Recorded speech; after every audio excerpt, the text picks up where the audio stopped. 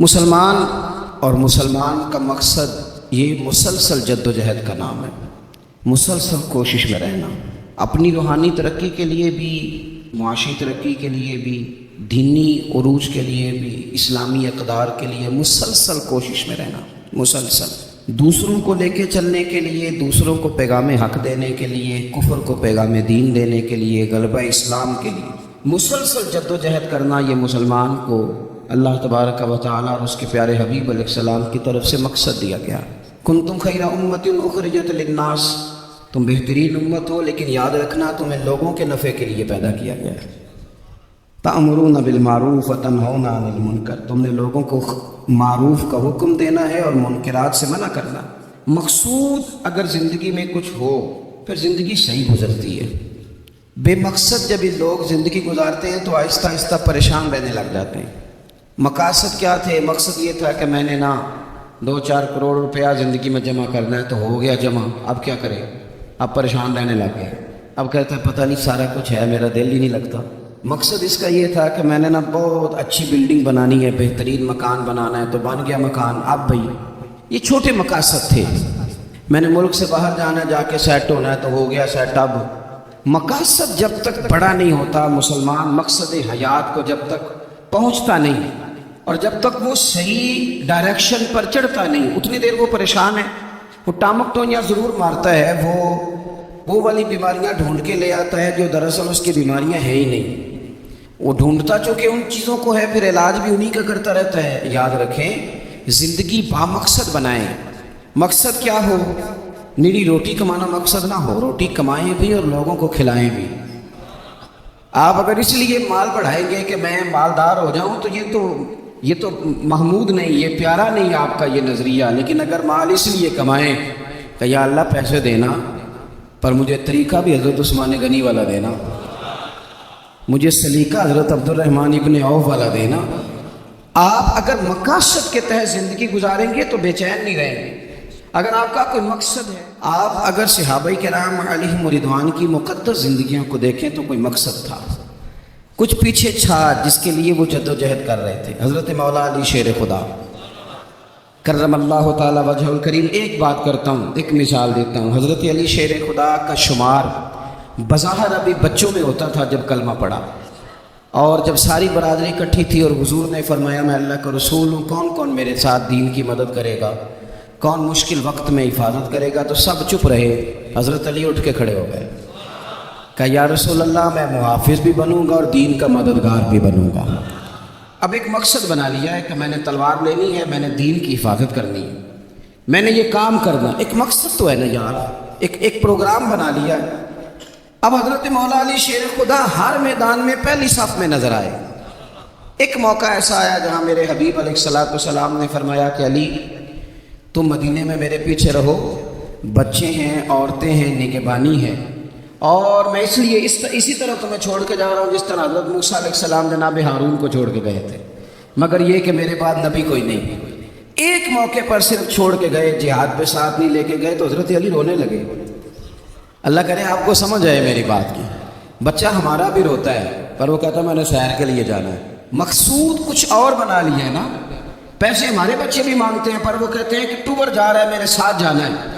ہمیں بھی رونا آتا ہے کئی دفعہ، لیکن وہ جو پارٹی ہم نے قابو کرنی تھی وہ کوئی اور کر کے لے گیا۔ یہ تو گاہک میرا تھا، یہ دائیں بائیں کیسے نکل گیا۔ رونا تھا کہا جاتا ہے، ان کا بھی رونا تھا۔ عرض کی یا رسول اللہ صلی اللہ علیہ وسلم آپ مجھے بچوں اور عورتوں پر چھوڑ کر جا رہے ہیں؟ تو حضور صلی اللہ تعالیٰ علیہ وسلم نے فرمایا علی اسی طرح چھوڑ کے جا رہا ہوں جس طرح حضرت ہارون کو جناب موسیٰ کلیم چھوڑ کے گئے تھے۔ بھائی ایک مقصود تھا کہ میں نے میدان میں رہنا ہے، ایک ارادہ کیا تھا، ایک پروگرام بنایا، پھر ساری زندگی وہ میدان میں رہے۔ ان کو جب خنجر لگا نا کوفے کی جامع مسجد کے قریب، تو بندے کو تکلیف ہوتی ہے تو وہ ہائے کرتا ہے، بیٹے کو آواز دیتا ہے، نصیحتیں لکھواتا ہے۔ لیکن مولا علی کو خنجر لگا تو کیا کہتے ہیں؟ کہتے ہیں فزت برب الکعبہ، لو بے لوگو رب کعبہ کی قسم آج میں کامیاب ہو گیا ہوں۔ ایک مقصود بنایا تھا نا، آج میں اس مقصود تک پہنچ گیا ہوں۔ یار کوئی مقصد تو ہو۔ لو سنو بات، بخاری میں موجود ہے، ایک خاتون تھی جو مسجد نبوی شریف میں جھاڑو دیتی تھی۔ مشکل کام ہے؟ چلیں آپ بتائیں مجھے، مسجد کے اندر جھاڑو دینا آسان ہے کہ مسجد کا صدر بننا آسان ہے؟ نہیں صدر بننا ہی سوکھا دے، اس لیے کہ صدر بن کے کرنا کچھ نہیں، نہ آرڈر ہی جاری کرنا ہے، الا ماشاء اللہ اچھے لوگوں کی بات نہیں کرتا۔ اس لیے اچھا زیادہ اجر والا کام تو یہ نا کہ اللہ کا گھر صاف کیا جائے۔ میں نے تو علماء سے کئی جگہ کہا ہے کہ اس عہدے کا نا آپ کو نام بدل دیں، اس سیٹ کا نگران کر دیں، سرپرست کر دیں، کیونکہ جب صدر آپ کہہ دیتے ہیں نا تو صدر پاکستان کا سب سے بڑا آئینی عہدہ ہے، اور صدر اگر با اختیار ہو تو پہلا کام اسمبلیاں توڑنے کا کرتا ہے، تو پھر مشکل ہو جائے گی۔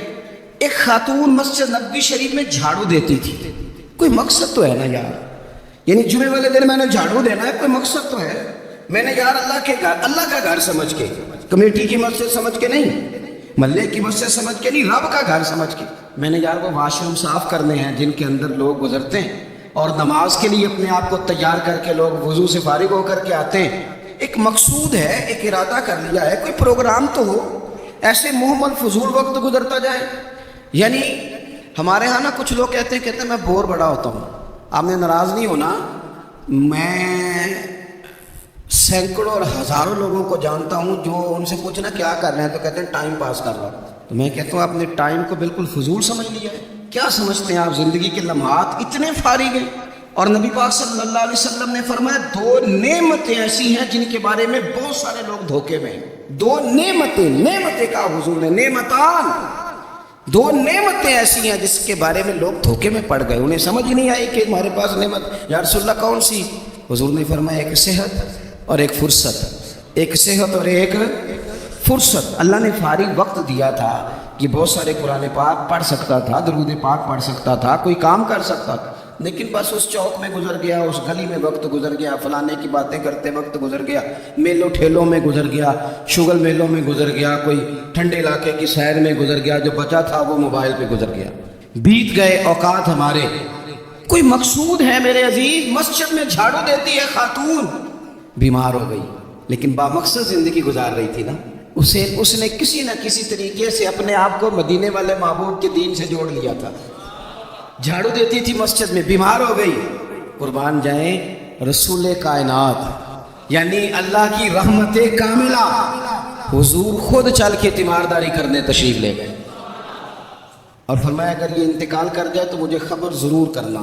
صحابہ فرماتے ہیں رات کا وقت تھا، ٹھنڈ کا موسم تھا، اور حکم بھی یہ تھا کہ جب کوئی انتقال کر جائے تو جلدی تدفین کر دو۔ ہم نے حضور کو تکلیف دینا مناسب نہ سمجھا، غسل کفن کا بندوبست ہوا، جنازہ پڑا، دفن کر دیا۔ اس نے کچھ کیا ہے، اس نے نہ دین کے ساتھ کچھ تعلق بنایا ہے، اللہ ہمارا بھی نام جھاڑو دینے والوں میں لکھ دے، کوئی تعلق تو اس نے بنایا ہے نا، کہیں کسی کونے میں جا کے اس نے رشتہ دین سے جوڑا ہے۔ حضور سید عالم علیہ السلام صبح تشریف لائے تو سارا کچھ جاننے والے محبوب پوچھنے لگے تم نے مجھے بتایا کیوں نہیں؟ یہ بھی اعزاز کے لیے، ورنہ وَعَلَّمَكَ مَا لَمْ تَكُنْ تَعْلَمْ۔ حضور سید عالم علیہ السلام نے فرمایا کیوں نہیں بتایا؟ قربان جائیں، مر جانے کو جی چاہتا ہے اس ادا پر، ساری کائنات جائے حضور کے روضہ نور پر۔ اور نبی پاک نے پوچھا بتایا کیوں نہیں؟ یا رسول اللہ رات تھی، تکلیف دینا مناسب نہیں سمجھا۔ او بوڑھی اماں تیرے نصیبوں پہ ہمارے ماں باپ قربان ہو۔ حضور فرمانے لگے مجھے بتاؤ اس کی قبر کہاں ہے؟ میں یعنی حضور کسی کی قبر پہ آ جائے، اللہ کی ساری رحمتیں آ گئی، کریم محبوب علیہ السلام قبر پہ گئے۔ ویسے تو دوسرا جنازہ جائز نہیں، ایک ہی شرط میں جائز ہے کہ اگر بارش نے نہیں پڑھا تو دوسرا جنازہ پڑھا جا سکتا ہے، لیکن حضور تو خود وارث ہے نا ساری امت کے، اور حضور اختیار رکھتے ہیں، شارع ہیں۔ حضور قبر پہ گئے، یہی بڑی بات تھی کہ حضور اس کی قبر پہ چلے گئے، لیکن قبر پہ کھڑے ہو کے حضور نے فرمایا دوبارہ صفحے بناؤ بھائی، میں دوبارہ جنازہ پڑھاؤں گا، کیونکہ کوئی مقصد تو تھا نا۔ یہ مسجد میں جھاڑو دیتی تھی، آخری ویلے میری آنکھیاں راہ تکنا ہے تیرا، تیرا تے کچھ بھی نہیں جانا سجنا، پا جاویں جے پھیرا تے سوکھا نکلے ساوے ظہوری جے ویخ لواں مکھ تیرا۔ حضور تشریف لے آئے، خود تشریف لے آئے اور قبر مبارک پر کھڑے ہو کے دوبارہ جنازہ پڑھا ہے۔ نوجوانوں بڑا وقت ضائع ہو گیا، بڑا، ہم نے زندگی میں جو سب سے زیادہ چیز ضائع کی ہے وہ وقت ہے۔ یاد رکھنا، مجھے نہ بتانا، کسی دوست کو نہ بتانا، لیکن اپنے آپ سے ضرور سوال کرنا کہ زندگی میں ہمیں جتنی ناکامیاں ملی ہیں نا، اس کی اصل وجہ یہ ہے کہ ہم نے وقت ضائع کیا ہے، اور بڑا ضائع کیا ہے۔ ہم ایک تو مقصد نہیں بنا سکے، دوسرا اپنے وقت کو صحیح مینج نہیں کر سکے۔ ہم بڑا کچھ کر سکتے تھے، اللہ تبارک و تعالیٰ نے صلاحیت دی تھی، بہت سارے کام ہم اپنے ذمے لیتے تو کر جاتے، لیکن وقت ضائع کیا۔ امام بہقی نے حدیث لکھی ہے، میرے رسول پاک صلی اللہ تعالیٰ علیہ وسلم نے ارشاد فرمایا، جب صبح دن چڑھتا ہے نا تو دن اعلان کرتا ہے، وہ دن اعلان کرتا ہے، کہتا ہے میں آج آیا ہوں، آج کے بعد نہیں آؤں گا، آج کے بعد نہیں آؤں گا، کچھ کرنا ہے تو کر لو، آج جو دن آیا ہے نا، آج یہ قیامت تک دوبارہ واپس نہیں آئے گا، کچھ کر لو۔ جس نے آج تلاوت نہیں کی اس کا یہ دن بغیر تلاوت کے گزر گیا۔ میرے عزیز، جس نے آج درود پاک نہیں نہ پڑھا، حضور کو یاد نہیں کیا، اس کا یہ دن گزر گیا بغیر درود پاک۔ جس نے آج سجدوں کی کثرت نہیں کی، یہ دن بیت گیا، دن کہتا ہے دوبارہ نہیں آؤں گا۔ حضرت عمر بن عبدالعزیز رحمۃ اللہ علیہ سے کسی نے کہا حضور یہ کام رہنے دیں، کل کر لیں گے، تو آپ فرمانے لگے اگر یہ کام کل کروں گا تو جو کام کل کرنے وہ کب کروں گا، یہ کل پہ ڈال دوں گا تو جو کام کل کرنے وہ پھر کب کروں گا، وہ کل والا دن بھی پھر اسی طرح گزر جائے گا۔ 39 سال عمر پائی حضرت عمر بن عبدالعزیز نے، کتنی؟ ہلکا سا بولیے گا، ایک کم 40، ایک کم 39 سال عمر۔ پچھلے بادشاہ ظالم تھے، یہ ان کے ظلم بھی ہو گئے، عوام کے ساتھ بڑی جگہ پہ وہ خیر نہیں کر پاتے تھے، جناب عمر وہ خیر بھی کر گئے۔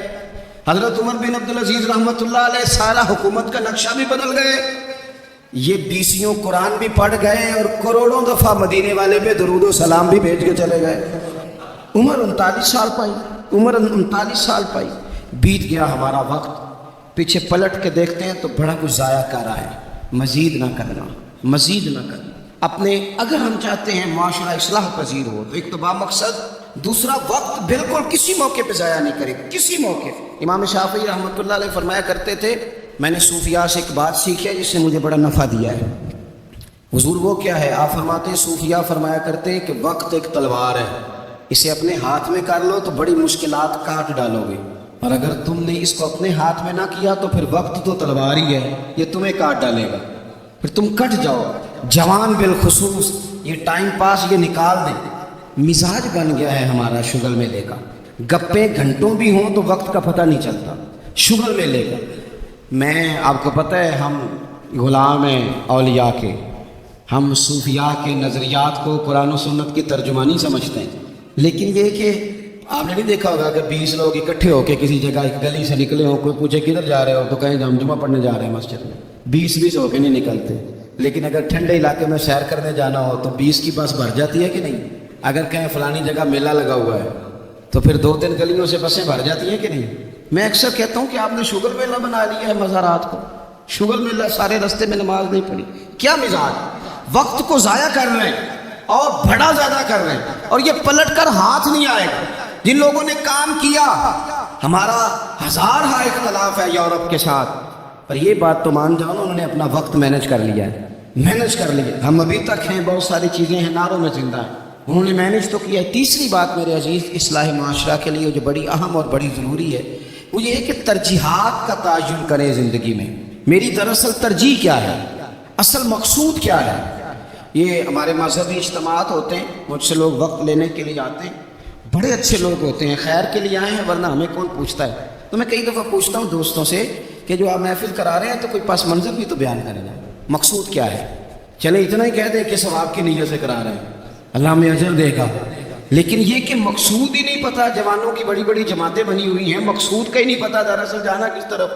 اپنی زندگی میں ترجیحات، اور جب ترجیحات طے کریں تو ضروریات کو آگے رکھیں، فرائض کو ہمیشہ آگے رکھیں۔ جو فرائض ہیں، جو واجبات ہیں، ان کو ہمیشہ پہلا درجہ دیں۔ بہرحال محفل کرانا مستحب ہے، اور نماز پڑھنا، آہستہ کیوں بولتے ہیں آپ؟ نماز پڑھنا، ختم شریف دلانا بہرحال مستحب ہے، لیکن صحیح قرآن پاک پڑھنا سیکھنا ضروری ہے۔ جو زیادہ ضروری ہے وہ کیوں نہیں کر رہے؟ ترجیحات اگر آپ لے آئیں گے نا، میں بہت سارے لوگوں کو جانتا ہوں توجہ سے ختم دلاتے ہیں، ہمیں بھی کہتے ہیں مولانا اس دفعہ ابا جی کے ختم پہ آپ کی باری ہے، پچھلے سال فلانے کو بلایا تھا، اس سے پچھلے سال فلانے کو۔ بھئی آپ نماز پڑھتے ہیں؟ کہتے ہیں آپ دعا کریں، آپ دعا کریں میں شروع کر دوں۔ تو میں کہتا ہوں اگر نماز کی دعا کرانی ہے گھر بیٹھے بیٹھے مجھ سے، تو ختم کی دعا نہیں گھر بیٹھے بیٹھے ہو جاتی۔ وہ بھی کر دیتا ہوں، یہیں سے اللہ تعالیٰ ان کو ان کی مغفرت فرمائے۔ ترجیحات ہمیشہ آپ کے جو ضروری کام ہیں، یاد رکھ لیں آپ کے مدرسہ بڑا ضروری ہے۔ میں کسی کی تعریف بڑا کم کرتا ہوں اس لیے کہ تعریف خوشامد بن جاتی ہے تو بندہ مشکل میں آ جاتا ہے، لیکن ابھی میں آیا ہوں نا تو یہاں بچے ساتھ قرآن پاک پڑھ رہے تھے، میرے عاشیہ خیال میں یہ بات بھی آ سکتی تھی کہ قاری صاحب نے حضرت صاحب نے چھٹی کیوں نہیں کرائی، مسجد میں محفل ہے، لیکن آپ یقین کریں کہ میرا دل اتنا ٹھنڈا ہے، میں نے کہا یہ بالکل صحیح کر رہے ہیں، ان کو پڑھنا ہی چاہیے۔ یہ جو کام ان کے لیے زیادہ ضروری ہے، ان کے گھر والوں نے جگر کے ٹکڑے دیے پڑھانے کے لیے، تو جو جس کام کے لیے بھیجے ہیں وہ کام ضروری ہے، وہی نہیں کرنا چاہیے۔ ترجیحات تو طے کرے میرے بھائی، دراصل ترجیح کیا ہے؟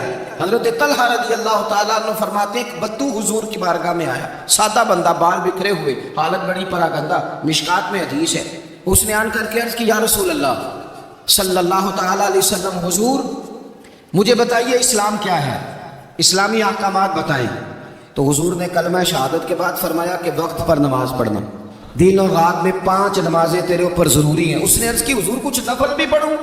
تو فرمایا اگر تو اپنی طرف سے پڑھے تو بڑا ہی اچھا ہے۔ اس نے کہا اس کے بعد فرمایا سال میں 1 مہینے کے روزے رکھنا۔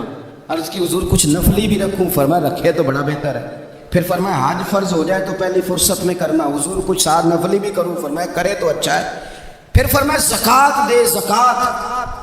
اس نے عرض کی یا رسول اللہ صلی اللہ تعالیٰ علیہ وسلم کچھ نفلی صدقات بھی کروں؟ فرمایا کرے تو بڑا اچھا ہے۔ اس نے یہ باتیں سن کے نہ صرف فرائض کی تعلیم دی، فرائض کی۔ آج جو خطیب مجھے اور آپ کو نقطے سنائے ہم توجہ سے سنتے ہیں، اور اگر فجر میں امام صاحب وضو کے مسئلے بتائیں تو کہتے ہیں ایڈا عالم ہی نہیں، عالم تھے اسے جن نے کل بڑی اونچی تقریر کی تھی۔ اگر وہ آپ کو غسل کا طریقہ بتائے تو لوگ کہتے ہیں یہ تو علم کی شاید بات ہی نہیں۔ وہ نقطہ بیان کرنے والا، وہ جس کی آواز زیادہ بلند ہو رہی تھی۔ آواز بلند ہونا زیادہ ضروری نہیں ہوتا، دلائل بلند ہونا ضروری ہوتا ہے۔ آپ کی دلیل کتنی مضبوط ہے یہ زیادہ اہم ہے۔ تو اللہ کے محبوب علیہ السلام نے فرمایا فرض نماز پڑھ، زکوٰۃ دے، رمضان کے روزے رکھ، حج کر۔ حضور سید عالم صلی اللہ تعالیٰ علیہ وسلم نے یہ ترجیحات بتائیں۔ وہ شخص پتہ ہے حضور سے کیا کہتا ہے؟ کہتا ہے یا رسول اللہ جو میں نے آپ سے سنا ہے نہ کمی کروں گا نہ اضافہ کروں گا۔ گویا وہ مان گیا کہ میں ترجیح دوں گا فرائض کو۔ تو رسول پاک صلی اللہ علیہ وسلم نے فرمایا صحابہ کی طرف دیکھ کے فرمایا اگر یہ جو کہہ رہا ہے اس پہ ڈٹا رہا، جو اس نے کہا ہے اگر وہ سچ کیا اس نے، تو فرمایا پھر یہ بندہ کامیاب ہو جائے گا، پھر یہ فلاح پا جائے۔ آپ ترجیح ہمیشہ اہم کام کو دیں۔ میں جو بات کرنے لگا ہوں میرے علماء اس کی ذمہ داری لیں گے۔ آپ سے یہ نہیں پوچھا جائے گا کہ آپ نے مزار پہ چادریں کتنی ڈالی ہیں، یہ ضرور پوچھا جائے گا کہ ماں باپ کی خدمت کی کہ نہیں کی۔ تو جو ترجیح ہے مزار پہ چادر ضرور ڈالیں، منع نہیں، پر یہ کہ وہاں وقت پہ جانا، وہاں ڈیوٹی ٹھیک کرنا اور اماں ابا گھر میں پریشان ہو۔ رسول کائنات صلی اللہ علیہ وسلم کی خدمت میں ایک صحابی حاضر ہوئے، عرض کی یا رسول اللہ صلی اللہ تعالیٰ علیہ وسلم میں ایک مسئلہ دریافت کرنے آیا۔ میرے دوستو پتہ ہمیں کیا ہوا ہے؟ ہم نے نا باہر وقت بہت زیادہ دیا ہے، اور جو ہمارے گھر کے اندر ہماری ذمہ داریاں تھیں نا، ہمارے بچے، ہماری بیوی، ہمارے بہن بھائی، ان ذمہ داریوں سے نا ہم نے جان چھڑائی ہے، الا ماشاءاللہ کچھ لوگوں نے۔ بچے کو چارج کیا، بچہ تنگ کر رہا ہے، لگا دو گیم موبائل پہ، چلو ہماری جان چھوٹی، وہ جانے اس کا کام جانے۔ آپ اگر 10-15 منٹ بچے کو دیتے وہ آپ سے کھیلتا، وہ مانوس ہوتا، آپ کہتے میں بڑا مصروف ہوں، اور بھائی تو اتنا مصروف تو نہیں جتنے مدینے والے محبوب مصروف ہیں۔ لیکن رسول پاک کے تو کندھوں پہ امام حسن چڑھ کے سواری کیا کرتے تھے، حضور کی تو گود میں امام حسین کھیلا کرتے تھے۔ حضرت ابو ہریرہ کہتے ہیں میں نے دیکھا ہے کہ حضور نے ان کے بازو تھامے، انہوں نے پیر پہلے حضور کے مقدس قدموں پہ رکھے، پھر انہوں نے اپنے قدم مبارک حضور کی مبارک پنڈلیوں پہ رکھے، پھر ٹخنوں پہ رکھے، پھر پیٹ پہ رکھے، پھر حضور کی زبان چوسنی شروع کر دی۔ تو کیوں وقت نہیں دے رہا اپنے بچوں کو؟ کیوں نہیں ہم وقت دے پاتے اپنے نواسوں کو، نواسیوں کو، پوتوں اور پوتیوں کو؟ وہ جو ہمارے لیے ضروری تھا وہ ہم سے مانوس ہونے کی بجائے کسی بدعقیدہ سے جا کے مانوس ہو جاتے۔ پتہ تب چلتا ہے جب سارا عقیدہ بگڑ جاتا ہے۔ اپنے گھر کے اندر جو ذمہ داریاں ان کو ترجیح دیں۔ حضور سید عالم علیہ السلام نے فرمایا خیرکم خیرکم لأہلہ وانا خیرکم لأہلہ، فرمایا تم میں بہتر وہ ہے جو اپنے گھر والوں کے لیے بہتر ہے، وانا خیرکم لأہلہ، اور جا کے پوچھ لو میں تم سب سے بڑھ کے اپنے گھر والوں کے ساتھ خیر کرنے والا ہوں۔ ترجیح دیں۔ ایک صحابی آئے، عرض کرتے ہیں یا رسول اللہ صلی اللہ علیہ وسلم میری بیوی پہ حج فرض ہے، وہ حج کرنے جا رہی ہے، ایسے ستہ میں حدیث موجود ہے، اور میرا نام ایک غزوے میں لکھ دیا گیا ہے، میں جہاد کے لیے جا رہا ہوں، نام میں نے لکھوا لیا۔ حکم میرے لیے کیا ہے؟ میری باتوں کی سمجھ آ رہی ہے آپ حضرات کو؟ میری بیوی حج کے لیے جا رہی ہے، وہ صاحب استطاعت ہوگی، ظاہر ہے اس کے پاس مال ہوگا، وہ جا رہی ہے، اس کو جانا ہے، وہ تیار ہے، اور میرا نام غزوے میں لکھا ہے، تو حکم کیا ہے؟ دیر نہیں لگائی رسول پاک نے، حضور فرمانے لگے تو اپنا نام غزوے والی لسٹ سے کٹا، جہاد پہ نہ جا، بلکہ تم محرم بن کر اپنی بیوی کے ساتھ حج کرنے جا۔ وہ تیری ذمہ داری ہے، وہ تیرے علاوہ کون محرم بنے گا اس کا؟ تو جو تیری ڈیوٹی کا کام ہے اسے تو کرنا، ترجیحی بنیادوں پر کام کو کرے۔ 4 باتیں ہو گئیں، ایک بات آخر میں 5ویں۔ ہم نا بہت ساری چیزوں کی اصلاح کرتے ہیں، لفظ بھی کئی دفعہ تراش لیتے ہیں، جملے بھی بڑے اچھے ترتیب دے لیتے ہیں، لیکن آہستہ آہستہ نا ہمارے لہجے سخت ہو گئے۔ ساری توجہ لفظوں پہ نہ دیں، کچھ لہجوں پر بھی دیں۔ لہجہ جو ہوتا ہے نا انسان کا لہجہ، یعنی بیٹے کو آواز دی، ابا جی نے کہا بیٹا، اس نے کہا جی ابا جی کیا مسئلہ، حکم کریں، ابھی تو میں گیا تھا۔ اس میں جملہ گستاخی والا کوئی بھی نہیں، پر لہجہ گستاخی والا ہے۔ ابا جی کیا حکم ہے، کہ گستاخی ہے اس لفظ میں؟ ابھی تو میں یہاں سے گیا ہوں، کوئی گستاخی ہے؟ لیکن اس کا جو لہجہ ہے نا، چلے میں آسان کرتا ہوں، آپ کی سمجھ میں بات آئے گی۔ قرآن پاک میں حضرت لقمان اپنے صاحبزادے سے باتیں کرتے ہیں، اور وہ سورہ لقمان کی بالکل ابتدا میں وہ آیات موجود ہیں۔ تو حضرت لقمان نے نا اپنے بیٹے کو جو نصیحتیں کی، ایک نصیحت یہ بھی کی تھی، کہا وَلَا تُصَغِّرْ خَدَّكَ لِلنَّاسِ، بیٹا لوگوں سے رخسار ٹیڑھا کر کے بات نہ کرنا، منہ ٹیڑھا کر کے ترش روئی کے ساتھ بات نہ کرنا۔ ترش روئی، وہ بوڑھا سسر بوڑھی ساس بہو سے کہتی ہے پتر روٹی لانا، تو روٹی لائی ہے تو اس نے زور سے برتن پٹکا ہے، زمین پانی ڈالا ہے تو زور سے رکھا ہے، دروازہ تلخی سے بند کیا۔ بوڑھے تھے بیچارے، بیمار تھے، پریشان ہو گئے۔ شام کو بیٹا آیا تو رو پڑے، کہا پتر تیری بیوی بڑا پریشان کرتی ہے۔ تو اس نے کہا اپنی بیوی سے ادھر آنا، تو بیوی جواب میں پتہ کیا کہتی ہے، توجہ ہے میری بات پر، وہ کہتی ہے ابا جی نے پوچھو میں آکھیا کی ہے، آکھیا واقعی کچھ نہیں سو۔ اگر وہ لفظ بتانا چاہے تو لفظ واقعی کوئی اس نے کہا ہی نہیں، تو بتائے کہاں سے؟ اس نے واقعی کچھ نہیں کہا۔ ابا جی سے پوچھے میں نے، کہا کیا؟ اماں جی سے پوچھے میں نے، تو کیا بتایا ابا جی؟ گلاس بولے گا کہ اس نے تلخی سے مجھے پھینکا تھا، کہ دروازہ بولے گا؟ اب وہ جو تلخی ہے نا، وہ رویے کی ہے۔ ہمارا نا صرف مسئلہ، میں نے قرآن مجید پڑھا ہے کہ جناب لقمان نے اپنے بیٹے سے کہا پتر رخسار ٹیڑھا کر کے لوگوں سے بات، تھوڑا سا رویہ تو ٹھیک ہو نا۔ ہمارے رویے نا، کسی جگہ تھوڑی دیر کے لیے ٹریفک بند ہو تو لوگوں کا رویہ دیکھنا، تھوڑی دیر کے لیے کسی جگہ اگر ٹھہرنا پڑ جائے تو مزاج دیکھیں لوگوں کا۔ ہمارا آپ کسی سے نہ کسی کے بارے میں سوال کریں، پوچھیں سیاستدان کیسے ہوتے ہیں، پھر ہمارا رویہ دیکھیں۔ آپ پوچھیں پولیس والے کس طرح کے ہوتے ہیں، پھر دیکھیں رویہ۔ آپ پوچھیں تیرا کیا خیال ہے اپنے سسرال والوں کے بارے میں، پھر رویہ دیکھیں۔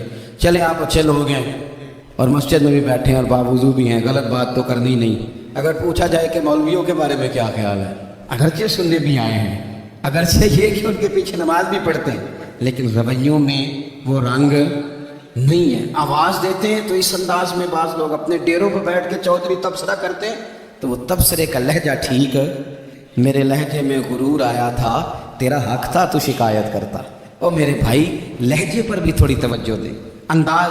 کچھ لوگ کہتے ہیں نہیں میں کڑوا اس لیے ہوں کہ سچا ہوں، سچے بندے کڑوے ہوتے ہیں۔ میں نے کہا یہ مثال ہی غلط ہے سرے سے۔ کائنات میں سب سے زیادہ سچ مدینے والے محبوب نے بولا ہے، سب سے زیادہ سچ حضور نے بولا ہے، پر وہ سچ اتنا میٹھا تھا کہ لوگوں نے دوڑ دوڑ کے اسے حاصل کیا ہے۔ سچ ہی تو میٹھا ہوتا ہے، کس نے کہہ دیا سچ کڑوا ہوتا ہے؟ یہ ہم کڑوا بنا دیتے ہیں۔ ترش روئی، تھوڑا سا نا لہجے پر بھی دیکھیں نا، ایک بیٹا ہے، لہجے کی بات ہے نا، والدہ نے، وہ بیچاری اماں کو ٹیلی فون آ گیا بیٹی کا کہ اماں جی 20,000 روپیہ چاہیے، میں مجبور ہوں، میں تکلیف نہ دیتی۔ تب وہ والد والدہ بیٹھے مشورہ کر رہے ہیں، بیٹا پہلے زیادہ تنخواہ کوئی نہیں، خرچے پہلے زیادہ کیسے کہیں گے، بڑی انہوں نے نا مشورہ کر کے، بیٹا آیا تو بڑے پیار سے پریم سے بات کی، کہ پتر دل تو نہیں کرتا، ہمیں تیرے حالات کا پتہ ہے، پر تیری بہن بیچاری کو نا 20,000 کی ضرورت ہے۔ اب ایک لہجہ یہ ہے۔ اس نے کہا بجی کمال بات ہے، آپ کو پہلے بھی پتہ ہی ہے، آپ مجھے روز تکلیف دیتے ہیں، پہلے اتنے خرچے ہیں، ابھی عید پہ دیا تو تھا 3,000 اس کے گھر میں، پھر اس نے فون کر دیے، اسے بھی سوچنا چاہیے۔ اٹھ کے چلا گیا۔ ماں باپ بیچارے ساری رات روتے ہیں، ہم نے کیوں بات کی، نہ کرتے، کیا اس نے رویہ اختیار کیا۔ ایک رویہ یہ ہے، ایک رویہ یہ ہے کہ ابا جی اور اماں جی نے بڑے چن کے جملے کا، بیٹا ہمیں تیرے وسائل کا بھی پتہ ہے، مسائل کا بھی پتہ ہے، دل نہیں کرتا، پر تیری بہن کس سے بات کرے، غریب ہے، اس نے کہہ دیا ہے، مجبوری ہے، اسے کو 10-20 ہزار چاہیے۔ تو بیٹا اٹھ کے قریب آ گیا، اس نے اماں کا ہاتھ پکڑ کے سینے پہ رکھا، باپ کا ہاتھ چوما. اس نے کہا بھاجی آپ جھجک کے بات کیوں کرتے ہیں؟ 20,000 کی کیا بات ہوئی، میری جان بھی حاضر ہے. غریبی اور بات ہے، مجبوری اور بات ہے، پر آپ حکم کیا کریں، میں غلام ہوں آپ کا، آپ جھجک کے میرے ساتھ بھی جھجکیں گے؟ آپ کھل کے بات کریں، آپ کو فون کر دینا چاہیے، میں ادھار پکڑوں کچھ کروں، آپ جو کریں گے. روئے گا اس کا ابا بھی ساری رات، روئے گی اس کی اماں بھی ساری رات ہی، پر دعائیں مانگتی رہے گی. ابا دعائیں مانگتا رہے گا کہ یا اللہ اس طرح کی اولاد سب کو عطا فرما. روئے گا. رویے، لہجے، انداز، گفتگو، اس میں تبدیلی کی ضرورت ہے، اس میں تبدیلی کی ضرورت ہے. حضرت جابر بن عبداللہ رضی اللہ تعالیٰ عنہ روایت کرتے ہیں، ایک صحابی فرماتے ہیں حضور پہلے دن مدینے تشریف لائے ہجرت کر کے، میں زیارت کے لیے گیا تو میں نے مسکراتے دیکھا. بڑے بڑے وقت آئے نا، ان میں بدر بھی آیا، احد بھی آیا، احد میں شہادتیں بھی ہوئی، ان مواقع میں بڑا کچھ آیا، لیکن میں نے حضور کو 10 سال زیارت کرتا رہا، جب بھی ملا ہوں مسکراتے ملا ہوں. اور میں حضور کے وصال ظاہری سے کچھ دن پہلے بھی زیارت کرنے گیا تو مدینے والے کو مسکراتے دیکھا ہے. تلخی بڑی ہے رویے میں، تلخی بڑی ہے مزاجوں میں. تو پھر اپنی بات ساری دہراتا ہوں. سب سے پہلے تو زندگی با مقصد کریں، بے مقصد نہ بنائیں، ورنہ آپ بلا وجہ کے پریشان رہیں گے. دوسری بات یہ کہ اس با مقصد زندگی میں پھر وقت ایک لمحہ بھی ضائع نہ کریں. اپنے سارے معاملات کو ترتیب دیں، اٹھنا کتنے بجے ہے، کھانا کتنے بجے. اور بڑی ذمہ داری سے کہہ رہا ہوں، 2 دن آپ کو فجر کے دن مشکل سے اٹھنا ہے، کسی کے اٹھیں گے 2 یا 3 دن، یا الارم آپ کو اٹھائے گا. تیسرے دن انشاءاللہ تعالیٰ آپ کا دماغ خود بخود جاگ جائے گا. اللہ نے مزاج اس طرح کا بنایا ہے انسان کا، تو وقت نہیں ضائع کرنا. تیسری بات یہ کہ ترجیحات کا تعین کرنا ہے. ترجیحات کا، جو فرائض ہیں وہ بہرحال پہلے ہیں، جو واجبات ہیں وہ بہرحال پہلے ہیں، جو حقوق العباد ہیں وہ بہرحال ہے. حضرت عبداللہ ابن عباس رضی اللہ تعالیٰ عنہ مسجد میں اعتکاف بیٹھے ہوئے تھے، تو ایک بندہ آ کے مسجد میں بڑا پریشان ہو کے بیٹھ گیا. تو فرمایا او بھائی کیا ہوا؟ کہنے لگا حضور بڑا پریشان ہوں، ایک بندے کا قرض دینا ہے اور مجبور ہوں، دے نہیں پا رہا. آپ فرمانے لگے میں تیرے لیے کوئی بات کروں تو تیرا کام بنتا ہے؟ اس نے کہا حضور اگر کر دیں تو بڑی بات ہے. اعتکاف بیٹھے تھے، جوتے پہنے مسجد سے باہر نکل آئے. وہ بندہ کہنے لگا حضور رکے شاید آپ کو یاد نہیں رہا، آپ اعتکاف میں ہیں. تو حضرت عبداللہ ابن عباس رو پڑے اور حضور کی قبر نور کی جانب اشارہ کر کے کہنے لگے زیادہ عرصہ نہیں گزرا، میں نے مدینے والے حبیب سے سنا ہے کہ جو کسی بھائی کی ایک مشکل حل کر دے اللہ 10 اعتکاف سے زیادہ ثواب عطا فرمائے. تو جو وقت ترجیح طے کرنے کا تھا میں نے طے کرنا، اس وقت ترجیح تجھے مشکل سے نکال. حقوق العباد اگر ترجیح ہے تو اسے طے کرے، فرائض ترجیح ہے تو اسے طے کرے، اور اپنے رویوں کو اچھا رکھیں. صبر بڑا حسن ہے، صبر میں بڑا کچھ پنہا ہو جائے گا. بے صبر آدمی چند قدم بھی نہیں چل سکے گا، تھک جائے گا. یہ چیزیں زندگی میں پیدا کرے. امید ہے ہماری اصلاح بڑی قریب آ جائے گی. امید ہے کہ بڑی جلدی ہم اس راستے چلے جائیں گے جو اللہ رسول کے قرب کی جانب بڑھتا ہے. اللہ تبارک و تعالی سمجھنے کی، عمل کرنے کی، دین کی طرف لوٹ آنے کی توفیق عطا فرمائے. آخر دعوانا الحمدللہ رب العالمین. دعا کر دیں. اللہم صلی علی سیدنا و مولانا محمد معدن الجود والکرم وآلہ وبارک وسلم. اللہ ہماری حاضری کو قبولیت کا شرف عطا فرما. جن دوستوں نے اہتمام کیا ہے ان کی کوشش کو، کاوش کو قبول فرما. اے کائنات کے مالک ہمارے گناہ معاف فرما، ہماری غلطیوں سے درگزر فرما، ہمیں نفع والا علم عطا فرما، اخلاص والا عمل نصیب فرما. اے اللہ نیکی کے رستے پہ چلنا ہمارے لیے آسان بنا دے. گناہ اور بدی سے قلبی نفرت عطا فرما دے. بیماروں کو شفا دے دے، مقروضوں کو قرضوں سے رہا کر دے، تنگ دستوں کو وسعت رزق دے دے. جو بے گھر ہیں انہیں اپنی چھت دے دے، جو بے اولاد ہیں انہیں صاحب اولاد کر دے. اولاد والوں کی اولاد کو فرما بردار بنا دے. ہمارا خاتمہ بالخیر فرما، ہمارا خاتمہ بالایمان فرما. پردہ پوشی نصیب فرما، پردہ پوشی نصیب فرما. رب اغفر وارحم وانت خیر الراحمین. صلی اللہ تعالی علی حبیبہ سیدنا و مولانا محمد. السلام.